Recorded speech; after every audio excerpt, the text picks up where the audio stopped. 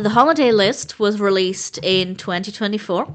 This is directed and written by Jamie Adams, and we have a cast including Brittany Snow, Lucas Bravo, Simon Callow, Chloé Jouannet, Elektra, Kilbey, Ben McGregor, and Richard Elis. And this is about a family who come together during the holidays, but can they get along, and will everything go according to plan?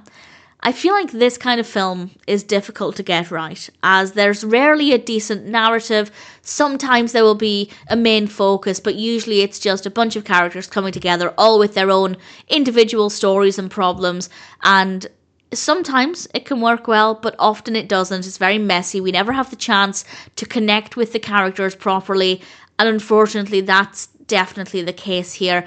I don't think the narrative has anything to offer. Maybe if you can relate to the characters, then the element of relatability might be beneficial, but in terms of actually presenting an interesting story, it just didn't work. And unfortunately, I found the characters to be largely annoying and unlikable, and that's not always the case with this kind of film. Often we don't connect with them emotionally because we don't spend any real time with them, but with this one, I just didn't like them at all. I did find them to be quite annoying, and then that on top of a not very interesting narrative means that it doesn't really have anything to offer. There are a couple of times when it tried to be a bit more sentimental, a bit more moving, but it never really landed. It certainly isn't enough to save the film. We do have some okay camera work and lighting, some okay music, some nice Christmas songs, some good Christmas themed costumes, but again, that's not enough to save the film, to make it an enjoyable experience.